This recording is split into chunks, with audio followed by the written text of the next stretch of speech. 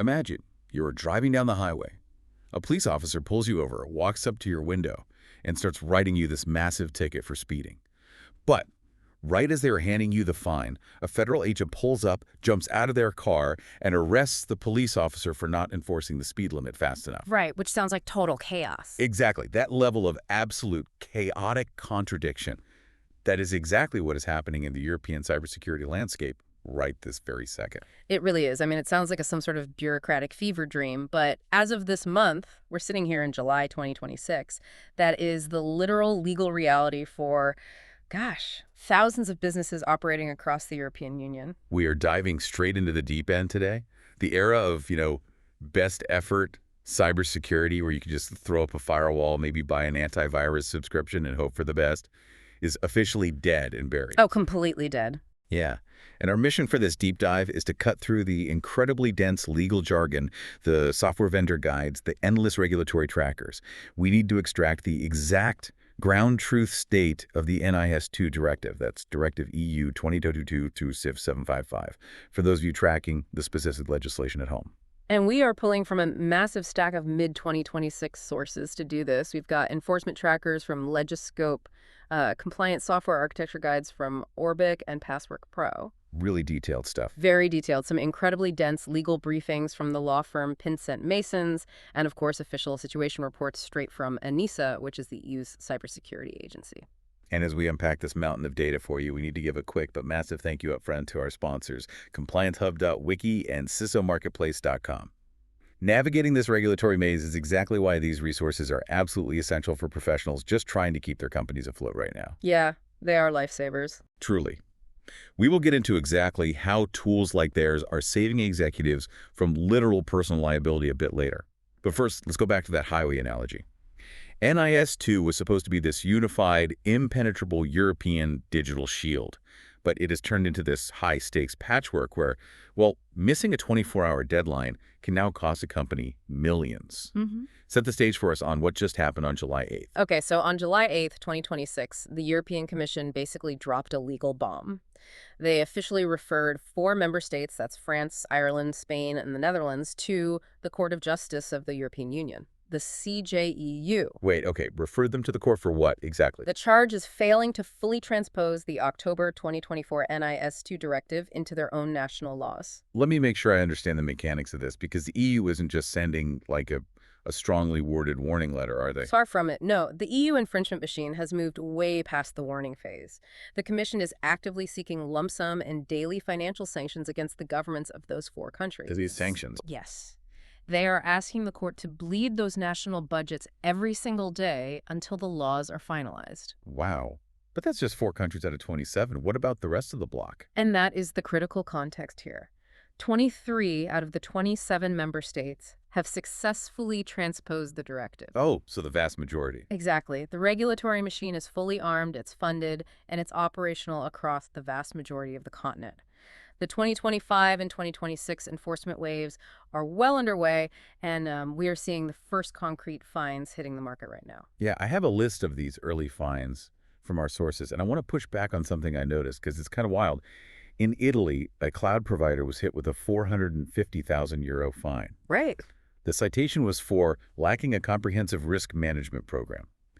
Then in Belgium, a healthcare provider was fined 185,000 euros fine. In France, a DNS provider was fined 120,000.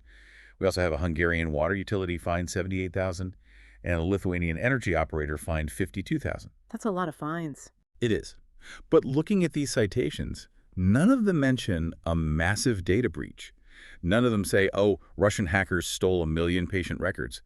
What exactly are they being fined for? You've hit on probably the most terrifying aspect of the NIS2 enforcement era. Companies are no longer being fined just for losing data. They are being fined for procedural and governance failures. Just for the procedures. Yeah. Take that Belgian healthcare provider you mentioned. They were fined 185,000 euros simply because they missed the 24-hour early warning deadline to report an incident. Wait, really? Yes, they might have successfully contained the threat entirely. No patient data might have leaked at all. But because they didn't pick up the phone or, log into the portal and alert the national authorities within exactly 24 hours of detecting the anomaly, boom, they were penalized. And these are just the early sort of warning shot fines, right? What is the actual ceiling here? Oh, the maximum penalties under NIS2 are severe. For essential entities, so think energy grids, major hospitals, transport hubs, the fines can reach 10 million or 2% of total worldwide annual turnover, whichever is higher. Whichever is higher. That is massive. Okay, this brings me back to the paradox I mentioned earlier. I am really struggling to understand how a CISO is supposed to operate in a country that is currently being sued by the EU. It's a very common point of confusion right now. Right, because if I run a logistics company based in Amsterdam, and I read in the news on July 8th that the Netherlands is being dragged to court for not passing their NIS2 law, doesn't that mean I have a grace period? Like, the government hasn't done its homework, so I shouldn't have to do mine yet. It is entirely logical to think that, which is exactly why so many companies are currently walking into a trap. To understand why you don't get a grace period, you really have to look at the mechanical difference between an EU regulation and an EU directive. Okay, break that down for us. What's the difference? An EU regulation, like the GDPR or the new AI Act, is instantly binding across all 27 countries the literal moment it passes in Brussels. It is a single law applied uniformly everywhere. Got it. A directive, however, is essentially a set of mandatory instructions given to the 27 national parliaments. The EU says, here is the baseline of what you must achieve. Go write your own national laws to make it happen by this specific deadline. So the EU is suing the Netherlands because the Dutch parliament missed the deadline to write their specific version of the law. Precisely. But here's the critical timeline from our legal sources, like the Pinsent Masons briefing. The European Commission referred the Netherlands to the court on July 8, 2026. But the day before that, literally July 7th, the Dutch Senate finally approved their national law. The day before. Yeah. You can't make this No, up. you really can't. It's called the Cyberbeveiligingwet, or SLABA for short. So the law is passed, but the EU is still suing them for being late. Yes. The infringement proceedings will punish the Dutch government financially for the delay, but for your hypothetical logistics company in Amsterdam. The Spreebro enters into force on August 15th, 2026. That is just weeks from now. Exactly. On that date, over 8,000 Dutch organizations suddenly have to register with the National Cybersecurity Center. They have to implement these complex, risk-based security measures. The EU's lawsuit against the state offers absolutely zero legal protection or delay for the businesses operating within the state. So the regulatory machine is grinding forward regardless of the courtroom drama in Brussels.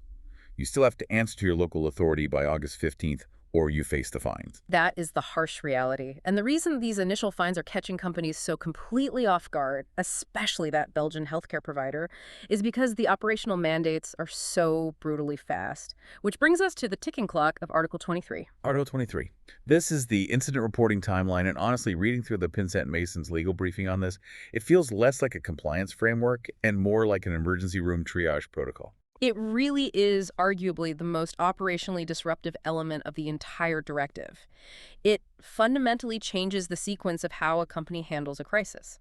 Walk us through the exact timeline. If I am an essential entity and a red light starts flashing on my server dashboard, what does Article 23 demand I do? It is a grueling three-stage process. Phase 1 is the early warning. Within 24 hours of becoming aware of a, quote, significant incident, you must submit a preliminary notification to your National Competent Authority, or CISO. Let me stop you there. What is a CR? A Computer Security Incident Response Team. Every EU country is required to maintain one at the national level. They are basically the digital firefighters for the state. So within 24 hours, you have to tell them, hey, we have a problem and we suspect it might be malicious. Just a heads up, essentially. Okay, what's phase 2? Phase 2 triggers at the 72-hour mark. You must provide a formal incident notification. And this isn't just a heads up anymore. This requires an initial assessment of the incident's severity, the indicators of compromise, meaning the digital fingerprints of the hackers, and an analysis of the operational impact. That is a lot to gather in 3 days. And phase 3. Phase 3 is the final report, and that is due 1 month after the initial notification. This requires a detailed forensic breakdown of the root cause, the specific mitigation measures you applied, and the cross-border impact. I need to play devil's advocate here because 24 hours is nothing. It really isn't. In the real world, 24 hours is barely enough time to figure out if your server crashed because of a sophisticated nation-state attack, or if the night shift janitor just accidentally unplugged a server rack while vacuuming. How are companies expected to meet a 24-hour deadline without constantly crying wolf every time a system blips? To understand why the EU is demanding this, we have to look at what they're trying to replace. Under the previous framework, NIS1, the legal requirement was to report incidents without undue delay. Without undue delay. That sounds like a phrase a lawyer invented to mean absolutely nothing. That's exactly how it was treated in practice. A company would suffer a breach. Their legal team would step in and say, let's wait, let's investigate for 2 weeks, figure out exactly what data was stolen, draft a PR strategy, and only then will we notify the regulator. The priority was managing the company's reputation, not stopping the threat. And NIS2 is designed to just obliterate that playbook. Utterly obliterate it. The 24-hour rule shifts the burden from investigate and solve privately to immediate radical transparency. The EU realized that in a highly interconnected digital economy, a localized delay can cause a continental systemic collapse. Because supply chains are so tightly wound now. Think about it this way. If a major logistics port in Antwerp gets hit with a novel ransomware strain at 2 a.m. on a Tuesday, they might not know how to fix it yet. But if they alert the Belgian CISO by 2:00 a.m. on Wednesday, that intelligence gets pushed into a system called EU Cyclone. I saw that acronym in the NISA reports. EU Cyclone. What actually is that? It sounds like a weather satellite. It does. It stands for the European Cyber Crises Liaison Organization Network. It is the connective tissue between all 27 national cybersecurity agencies. It allows them to share threat intelligence instantly. Okay. So the Belgian authorities get the 24-hour early warning from Antwerp. They push the indicators of compromise into EU Cyclone, and suddenly the ports in Rotterdam, Hamburg, and Valencia can update their firewalls to block that specific ransomware before the hackers even try to attack them. So the EU is treating digital infrastructure like an epidemiology problem. The 24-hour warning isn't about punishing the victim. It's about quarantining the virus before it spreads to the rest of the continent. That is the exact philosophy. But your question from earlier remains the most important one. How on earth does a company actually separate the signal from the noise fast enough to meet that 24-hour window without sending a false alarm every time a server reboots? Right. If a company has 1,000 employees generating millions of log events a day, a human being cannot manually parse that data in 24 hours. By the time an analyst drinks their coffee and reads through the first 1,000 lines of code, the deadline has expired, and they owe the government 185,000 euros. Which is why manual log reviews are now effectively legally insufficient. It is physically impossible to comply with Article 23 using human analysts alone, and this was explicitly addressed just a few weeks ago in the July 7, 2026 EU Action Plan on Cybersecurity and AI. Oh, interesting. How does that action plan change the equation? For the very first time, the European Commission explicitly linked NIS2 compliance with AI-assisted threat detection. They acknowledged that the volume of telemetry data is simply too massive. Automated high-fidelity AI detection is no longer just a shiny feature being pushed by software vendors. It is now an operational and a legal expectation. Let's drill down into the mechanics of that. How does the AI actually solve the 24-hour problem? Well, a traditional rules-based security system looks for known bad things. It checks a list of known viruses. But modern attacks don't use known viruses. They use stolen credentials to log in and behave maliciously. Like someone stealing a password. Exactly. An AI system ingests every single log across your entire network. It builds a behavioral baseline. It knows that Bob, in accounting, usually logs in from Munich between 9 a.m. and 5 p.m. and accesses financial spreadsheets. Okay, that makes sense. If Bob's credentials suddenly log in from an IP address in St. Petersburg at 3:00 a.m. and start attempting to access the central Active Directory servers, the AI doesn't need to know the specific virus signature. It recognizes the behavioral anomaly instantly. It isolates the compromised machine automatically and generates the preliminary incident report containing the indicators of compromise. Wow. So it doesn't in seconds what would take a human forensics team a week to piece together. Right. And that AI capability is the only way an organization can confidently send that 24-hour early warning to the government without constantly crying wolf over tripped power cords. If you lack that automated capability, you will inevitably fail the timeline test. That covers the reporting side perfectly. But I want to pivot to Article 21 because reporting is just what happens after things go wrong. Article 21 dictates the minimum risk management measures a company must take to prevent things from going wrong in the first place. The sources refer to this as an all-hazards approach. What does that actually encompass? The scope of Article 21 is breathtaking. I mean, in the past, cybersecurity meant firewalls, antivirus, and maybe patching your software. NIS2 expands the definition to cover the entire operational reality of the business. So beyond just the digital. Yes. It covers digital attack vectors, cryptography, and mandatory multi-factor authentication, sure. But it also covers physical resilience. Physical resilience, like can your server room survive a flood? Exactly that. Can it survive a flood, a fire, or a physical break-in? It also demands strict identity and access management, continuous vulnerability handling, and perhaps most significantly, supply chain due diligence. The supply chain aspect is where I think a lot of smaller companies are going to get caught in the crossfire. Let's map out a scenario here. Say I run a 20-person startup. We build niche HR scheduling software. We aren't critical infrastructure. We aren't an essential entity under NIS2. Can I just ignore this whole directive? You can try until you try to sell your software to someone who is regulated. Let's say a major European energy grid wants to buy your HR software. The energy grid is a highly regulated essential entity.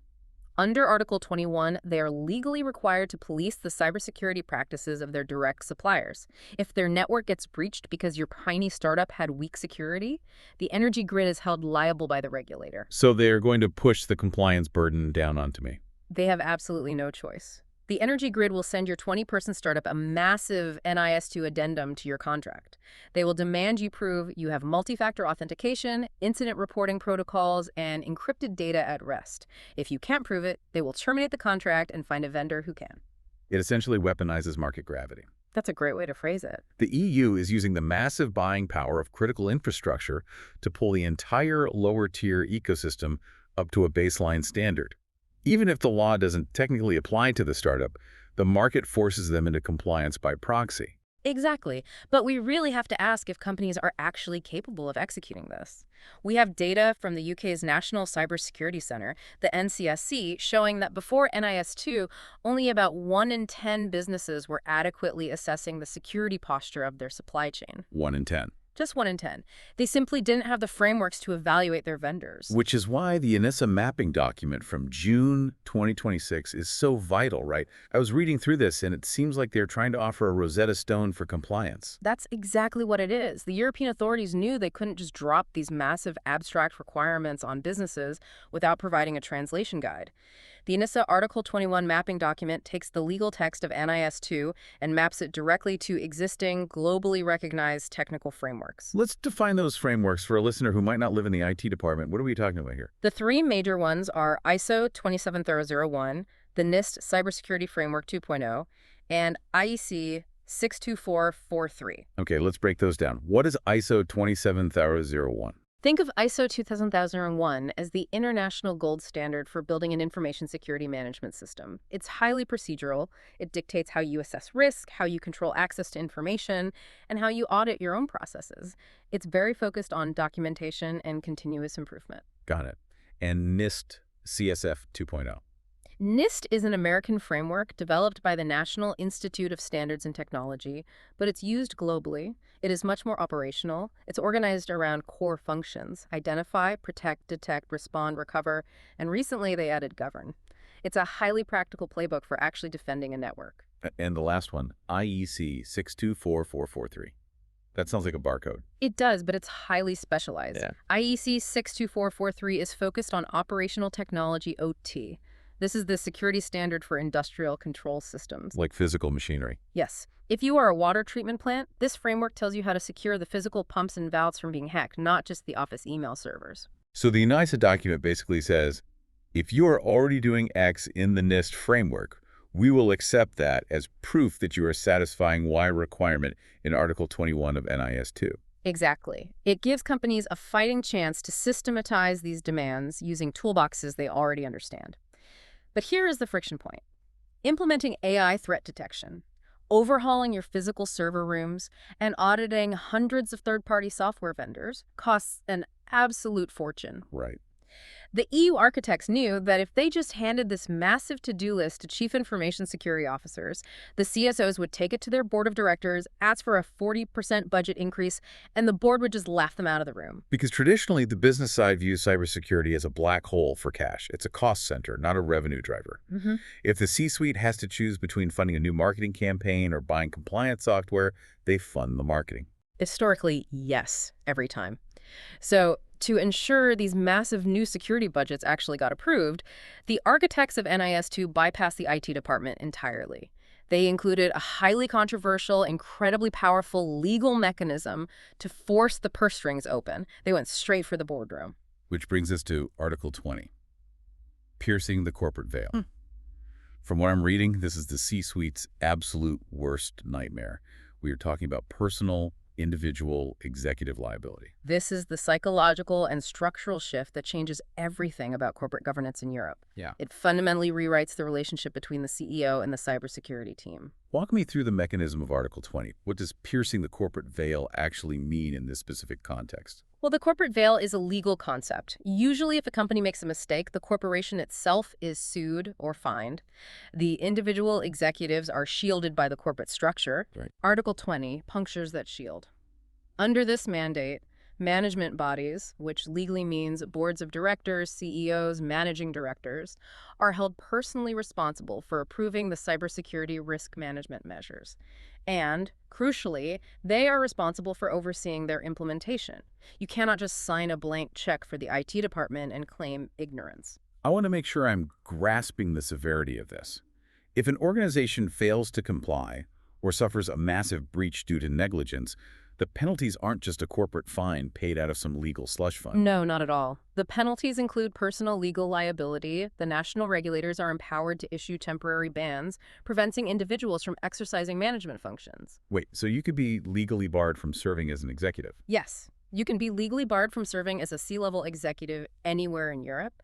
And in specific jurisdictions like Germany, the national law allows for individual managers to face personal fines of up to $500,000 for governance failures out of their own pockets. Wow. That completely ends the era of treating cyber as just an IT problem. For decades, the playbook was simple. A company gets breached, the stock dips, the CEO calls a press conference, points a finger at the chief information officer, fires them for failing to protect us, and the CEO survives. That playbook is dead. It is gone. Under NIS2, delegating cybersecurity blindly to the CIO now creates direct, personal, legal exposure for the CEO. If you delegate without active, documented oversight, you are personally liable for the failure. So how are executives reacting? I imagine there's widespread panic in boardrooms right now. Panic is the exact correct word. The market reaction has been swift and desperate. According to our sources from Legiscope, 2026 has seen a massive surge across the EU in the formation of dedicated board-level cyber risk committees. Executives are terrified. They are scrambling to maintain defensible audit trails to prove they're overseeing the risk so they don't get handed a €500,000 fine. This reminds me of the guidance published by Ireland's National Cybersecurity Centre just a few weeks ago on July 7, 2026. They put out a document specifically targeting this panic, trying to teach boards how to govern cyber risk. Yes, the Irish NCSC guidance is a perfect case study. It is built around a framework called CIFUN, the Cyber Fundamentals Framework, which itself is heavily influenced by the NIST standards we discussed earlier. What does that guidance actually tell a CEO to do? Because, you can't expect a 60-year-old CEO with a background in finance to suddenly understand the nuances of encrypted network traffic. Right, and it doesn't ask them to become network engineers. It asks them to become structured interrogators. The CIFUN guidance outlines how boards must document their approval of the overarching ICT risk management framework. It tells them how to mandate third-party risk policies. Most importantly, it stresses the need to record the minutes of board meetings to evidence substantive discussion. Substantive discussion, meaning you can't just have an agenda item that says cybersecurity approved. Exactly. If the BSI in Germany or the ANSSI in France audits your company, They don't just want to see a signature on a policy document. They want to see the meeting minutes. They want to see that the CSO presented the risk metrics and the board actively debated the budget required to mitigate those risks. Furthermore, doesn't Article 20 also mandate that the executives themselves undergo training? It does. Untrained directors are now considered a documented compliance gap. Regulators will ask to see the cybersecurity training logs for the CEO and the board of directors. I have to pause here. This level of personal liability is staggering. And knowing that CISOs are the ones tasked with protecting their bosses from this liability, it's no wonder they're desperately looking for help. This is the exact scenario where a platform like CISOmarketplace.com becomes a literal lifesaver. Think about it. Your CEO just read an article about a 500,000 thousand towards some personal fine in Germany. They call you into the office, panicked, and demand you prove that their personal liability is covered. You cannot wing that presentation with a color-coded Excel spreadsheet. You need a marketplace that connects you directly with the verified tools, the accredited third-party auditors, and the specialized consultants who know how to generate NIS2 compliant evidence trails. CISOmarketplace.com exists to provide enterprise-grade solutions that actually stand up to a hostile regulatory audit. It's a sponsor of our deep dive today, and if you are a CISO holding the bag for your board's liability, you need to check them out. It is a vital point. The days of spreadsheet compliance are totally over, because the reality of an audit is much more complex than just reading the EU directive. While the rules on executives under Article 20 are theoretically universal across the EU, the way your company actually gets audited, the specific portal you use to report incidents, and the severity of the fines depend entirely on where your headquarters are geographically located. Ah, right, the national patchwork. This is where the complexity multiplies exponentially. We have to go back to the difference between a regulation and a directive. Because NIS2 is a directive, we do not have one single European NIS2 law. We have a German NIS2 law, a French NIS2 law, a Belgian NIS2 law. 27 different national laws, and they all have different names, slightly different timelines, completely different reporting portals, and nuanced differences in how they interpret the all hazards mandate. Let's take a tour of this 2026 geographic minefield, because this is where multinational companies are just getting torn apart. Let's start with the heavyweight, Germany. Germany's implementation is called the NIS2 Umsetzung. Rolls right off the tongue. It really does. It is a massive overhaul of their existing Federal Cybersecurity Act, known as the BSIG. And the German Federal Office for Information Security, the BSI, is not waiting around. They are in active, aggressive enforcement mode right now. They aren't messing around at all. Yeah. According to the Legiscope tracker we reviewed, the BSI issued 47 formal enforcement notices in late 2025 alone. They have dramatically expanded their jurisdiction. Under the old law, they regulated about 4,000 critical entities. Under NIS2, that has ballooned to an estimated 30,000 entities. And here is the immediate crisis playing out in Germany as we speak. The BSI initially set a mandatory registration deadline for March 6, 2026. Every in-scope company was supposed to log into a portal and register their operations. Let me guess, nobody did it. The compliance rate was dismally low. The market simply wasn't ready. The BSI had to issue formal letters to industry associations effectively saying, "We are giving you one final grace period." They pushed the final expectation to July 31st, 2026. Which is literally days away from when we are recording this deep dive. If you are operating a mid-sized manufacturing firm in Bavaria and you haven't registered on the BSI portal, you are walking into a buzzsaw next week. And crucially, the BSI doesn't have to wait for you to suffer a data breach to audit you. Under the new law, they are in what is called the active supervision phase. They have the legal authority to walk into your office tomorrow and demand evidence of your Article 21 security measures. Let's cross the border into Belgium. Belgium seems to have taken the most aggressive early stance in the entire bloc. Belgium is fascinating. The Center for Cybersecurity Belgium, the CCB, set their major compliance deadline months ago. It passed on April 18, 2026. But what makes Belgium unique is how they demand compliance. Right. They completely banned self-attestation. Exactly. In many regulatory frameworks, a company can log into a portal, check a box that says, yes, we use multi-factor authentication, sign it, and go back to work. Just taking their word for it. Right. But the Belgian authorities said, we don't trust you. So what did companies have to do by April 18th? They had to submit verified formal documentation from an accredited independent third-party auditing body. They had to prove they met the strict CIFUN standards or possessed a verified ISO 27001 certificate. If you didn't have that third-party stamp of approval uploaded by April 18th, you were instantly in violation of the law. Compare that strict environment to the Netherlands, which we discussed earlier with their new CISO law. The Dutch authorities conducted early exploratory compliance audits of 120 essential entities in late 2025 just to gauge market readiness. The results were terrifying. They were. Of those 120 critical infrastructure companies, 38% had no adequate incident reporting procedures in place. More concerningly, 52% completely lacked management body-approved cybersecurity policies. So over half of the critical infrastructure companies audited had boards that were completely exposed to that Article 20 personal liability we just talked about. And their law goes fully live in mid-August. It is a slow-moving train crash. But the complexity of this patchwork doesn't stop at the borders of the EU27. Multinationals also have to consider non-EU neighbors that are deeply integrated into the European economy. Like the United Kingdom. The UK obviously isn't in the EU anymore following Brexit, so they didn't adopt NIS2. But they aren't ignoring the threat landscape either. They are pushing their own parallel regime. In June 2026, the UK passed the Cybersecurity and Resilience Bill through the House of Commons, and it's currently heading through the House of Lords. How does the UK bill compare to NIS2? Structurally, it is very similar, as it aims to achieve the same systemic resilience. But there are crucial distinctions that a CISO must track. For one, the UK bill brings managed service providers, MSPs, and data centers directly into scope. It also introduces a two-tier penalty system that mirrors GDPR, with maximum fines reaching up to 4% of global turnover for the most serious governance failures. 4% of global turnover. That is significantly higher than NIS2's 2%. It is. Furthermore, the UK has a broader incident reporting definition. Under NIS2, you report a significant incident that is happening or has happened. The UK bill forces companies to also report potential incidents or near misses. Well, I'm near misses too. And then we have Norway. Norway isn't in the EU, but they are part of the European Economic Area, the EEA. Because of the EEA agreement, the mandates of NIS2 do reach them. They are currently updating their National Security Act to align with the directive, targeting a late 2026 rollout with the first wave of audits expected in 2027. So if we look at this map, it raises an existential operational question for you, the listener, if you are managing a multinational network. Let's construct a scenario. Your company is headquartered in Berlin, you have a massive logistics and shipping hub in London, and you operate critical data centers in Oslo.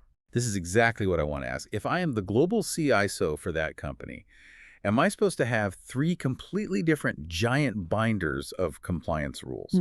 Do I follow the German BSI rules for the Berlin office, the UK NCSC rules for the London hub, and the Norwegian NSM rules for the data center?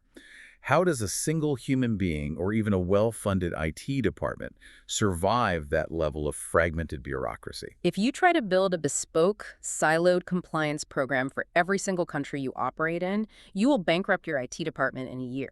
Yeah, I would imagine. The administrative overhead would be catastrophic. What the most mature, successful organizations are doing in 2026 is pursuing what the industry calls a compliance dividend strategy. Okay, let's unpack this compliance dividend strategy. I love metaphors. Give me an analogy for how this actually works in practice. Think about traveling internationally with electronics. You don't buy a completely different laptop for Germany, a different laptop for the UK, and a different laptop for Norway just because the wall outlets are shaped differently. Right. You bring your one standard laptop, and you use a universal power adapter. Yeah. You plug your standard device into the adapter, and the adapter changes the shape of the prongs to fit the local wall outlet. Exactly. The compliance dividend strategy works the exact same way. You do not start by reading the German law or the UK law. You start by implementing an internationally recognized baseline framework across your entire global network.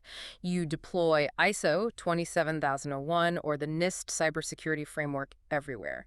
That is your laptop. Okay, makes sense. You implement those core controls rigorously, multi-factor authentication everywhere, encrypted backups everywhere, zero trust access everywhere.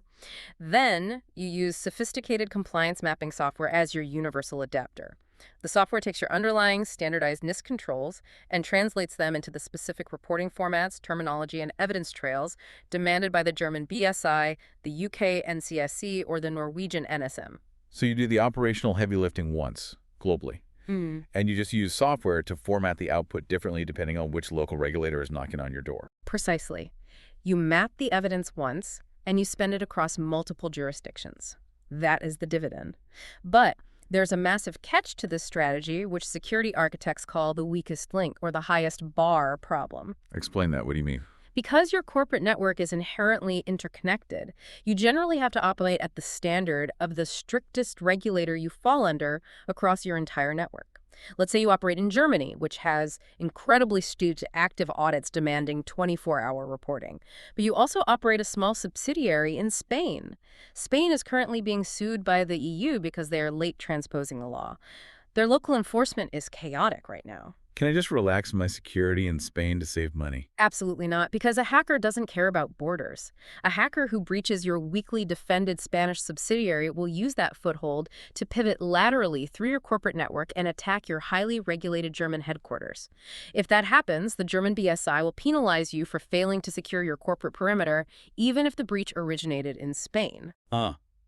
So effectively, the aggressive enforcement by regulators like the German BSI or the Belgian CCB acts as a rising tide. It forces multinational companies to elevate their baseline cybersecurity standard across the entire continent. The strictest regulator becomes the de facto European standard. Exactly. You have to apply the German standard everywhere just to be safe. And this overwhelming complexity, 27 different national laws, overlapping UK and EEA rules, 24-hour reporting windows that require AI, and the terrifying prospect of personal executive liability, this is exactly why companies are desperately throwing unprecedented amounts of money at software automation. It is simply impossible for a human team to track this manually. Which brings us to the current state of the market in mid-2026, the budget surges, and the rather shocking failure rates. Let's look at the financial impact, because the money flowing into this sector right now is staggering. We are looking at data from NIS's 2025-2026 investment reports. According to their data, EU-wide cybersecurity spending increased by 34% year over year. That increase is directly attributed to the NIS2 mandate. A 34% jump in a single year is a generational shift in resource allocation. To put that in perspective, essential entities are now spending nearly 10% of their total IT budget exclusively on cybersecurity. Prior to NIS2, that number hovered around 6.7%. So the threat of 10 million corporate fines, combined with the personal liability of CEOs under Article 20, has successfully unlocked corporate treasuries. The money is finally there. Money is there. But here is the most shocking statistic we uncovered in this deep dive. Despite budgets surging 34%, despite the massive purchase of new tools, surveys conducted in April 2026 by firms like CyberSmart reveal a brutal reality. A staggering 84% of in-scope organizations admit they're still not ready for active enforcement. 84% are failing. It is mind-blowing. The budgets are up 34%, yet 84% of companies say they would fail an audit tomorrow. Is this just what people call compliance theater, where a company buys a bunch of shiny new software, hires some expensive consultants to generate colorful risk heat maps for the board, but the actual ground-level security of the network hasn't improved at all? There is certainly an element of compliance theater happening, yeah. But the primary driver of that 84% failure rate is a phenomenon the industry is calling the 70-30 gap. The 70-30 gap. Break that down for us. For the last 3 years, as NIS2 was being debated and finalized, many companies suffered from a very dangerous, very expensive misconception. They looked at the broad strokes of Article 21, the requirement for risk management, access control, and encryption, and they said, hey, we already have our ISO 27000 Year 1 certification. We spent years getting that. NIS2 is basically just ISO 27001 with a different name, right? We're good. Which is a very comforting, very convenient lie to tell a terrified board of directors. Don't worry, we already bought the shield. Exactly, but it is fundamentally false. Having a mature ISO 27001 information security management system covers about 70% of the NIS2 mandate. It handles the heavy lifting of baseline risk assessment. It handles identity and access controls. It dictates how you encrypt your data. But ISO 27001 does not cover the remaining 30%. Okay, so what exactly is hiding in that missing 30%? Why is it causing an 84% failure rate? The missing 30% contains all the regulatory and procedural teeth of the directive. ISO 27001 is a technical framework. It doesn't have a strict 24-hour incident reporting workflow that is API linked to a specific national government portal. Right, it doesn't care about the government timelines. Exactly. ISO 27001 doesn't mandate that your CEO face personal liability and maintain mandatory training logs for the government under Article 20. It doesn't tell you how to navigate national entity registration across 27 different member state databases. I see the trap now. Companies spent their entire 34% budget increase upgrading their systems to achieve ISO 27001. They thought they were crossing the finish line. And now, in July 2026, they are realizing that the Belgian CCB or the German BSI does not care about your shiny ISO badge if your system can't automatically generate and submit a preliminary compromise report within 24 hours of an anomaly. Precisely. You cannot bridge that final 30% gap manually. You need dedicated NIS2 compliance software to map your technical controls to the specific legal reporting requirements. This is why specialized tools platforms like Orbic, Legiscope, and Passwork Pro are seeing massive frantic adoption in 2026. These platforms sit on top of your existing ISO 27001 system. They act as the engine that automates the 24-hour early warning, orchestrates the supply chain evidence gathering, and builds the management accountability trails for the board. But hold on a second. Even buying that specialized software introduces a massive new NIS2 trap, doesn't it? The data residency issue. Yes, and this is a crucial nuance that many frantic IT buyers completely miss when they are rushing to procure a solution. When you buy a compliance automation platform, that software vendor becomes a third-party information and communication technology provider, an ICT provider. They are now part of your supply chain. And under Article 21, as we discussed with the HR startup, I am legally responsible for the security of my supply chain. Exactly, but it goes deeper than general security. EU data residency is now a hard NIS2 compliance issue, not just a GDPR privacy issue. Explain the difference. Usually when we talk about data residency, we are talking about GDPR protecting the personal data of European citizens from being sent to servers in the US or China. How does NIS2 change that? Well, NIS2 is about operational sovereignty. Let's say you use a massive US-based compliance platform. You use it to aggregate all your network vulnerabilities, all your incident response plans, and all your board-level cyber risk assessments. If that highly sensitive operational intelligence is processed or stored on servers outside the European Union, you are potentially violating NIS2's supply chain and operational security mandates. Where your compliance software processes your security logs legally dictates your own regulatory standing with your national supervisory authority. Let me make sure I am grasping this. If a German hospital buys a slick compliance tool to solve their 70-30 gap, but that tool stores the hospital's entire vulnerability map on a server in California, the German BSI could penalize the hospital, not because the hospital was hacked, but because they outsourced their systemic vulnerabilities outside the sovereign borders of the EU. Yes. The data sovereignty of your entire security architecture is now under a regulatory microscope. You cannot use a tool that solves a reporting problem but creates a supply chain sovereignty problem. This is why the buyer's guides in our sources heavily emphasize platforms that guarantee native EU hosting and offer dual-layer coverage tailored specifically to national jurisdictions. Which is exactly why you need a trusted independent guide to navigate this software procurement minefield. You cannot do this blind us. And that brings us to our second sponsor, ComplianceHub.wiki. Listen, closing that 70-30 gap is the literal difference between passing an active BSI audit and facing a $10 million fine. You cannot just buy the first compliance tool that pops up on a search engine because it looks nice.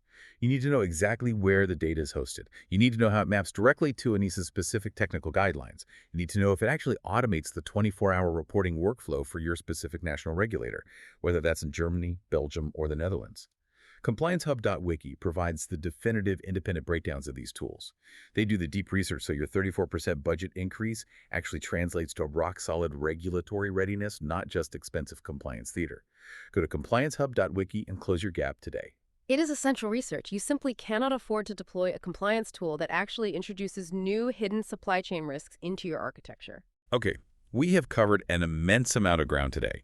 Let's summarize the core journey of this deep dive for you, the listener.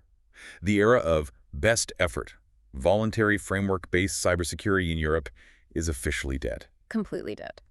It has been replaced by hard law, strict liability, and active, aggressive enforcement. As of this month, July 2026, the European Union is literally suing its own member states, France, Ireland, Spain, the Netherlands, for moving too slowly. But despite that high-level drama, the national laws are going live right now.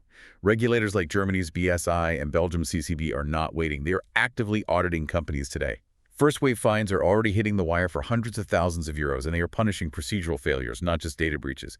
Executives are personally on the hook, facing potential bans and massive personal fines if they don't actively govern their cyber risk. And the grueling 24-hour incident reporting window, which essentially mandates AI threat detection, is catching underprepared companies entirely flat-footed. The compliance landscape is geographically fragmented, the technical demands are immense, and the financial and personal consequences of failure have never been higher. So, addressing you directly, whether you are a software vendor trying to sell into the European market, an executive sitting on a corporate board, or an IT professional desperately trying to map your existing ISO controls to NIS's new guidelines, this directive has fundamentally changed your daily operational reality. You can no longer hide in the crowd, and you can no longer point the finger at someone else when things go wrong. The audits are coming. The 24-hour clock is ticking. Preparedness is no longer optional. It is a legal mandate. We want to give one last massive thank you to our sponsors, ComplianceHub.wiki and CISOMarketplace.com, for making this deep dive possible. We highly recommend checking them out to help you navigate this incredible storm. They are vital resources for the reality we find ourselves in today. But before we sign off, I want to leave you with a final, slightly provocative thought to mull over. Something that builds on everything we've discussed today, but flips the perspective entirely. Under NIS2 Article 23, every single essential and important entity across 18 critical sectors is now legally forced to report their significant incidents, their initial compromise indicators, and their deep network vulnerabilities to central national databases within 24 to 72 hours. Yes, they are feeding all that data into the national CSIRTs and the broader EU cycler network. Right. So, in our attempt to create a unified, continent-wide early warning system, we are rapidly creating massive, highly sensitive centralized repositories of every active vulnerability, every successful attack vector, and every critical infrastructure weakness across the entire European continent. It is an unprecedented centralization of vulnerability data, a goldmine of intelligence. Exactly. Literal gold mine. And so the question you have to ask yourself is this. In our noble attempt to create a unified European shield, have we just created the ultimate irresistible target? Will these central national incident hubs, overflowing with real-time vulnerability data from thousands of critical companies, become the primary targets for the very nation-state hackers that NIS2 was designed to stop? That is a terrifying and brilliant question to end on, because if a hostile actor breaches the CISO, they don't just breach one company, they get the blueprint to breach them all. The perimeter might be murky, but the stakes have never been clearer. Thanks for joining us on the Deep Dive. Stay secure out there.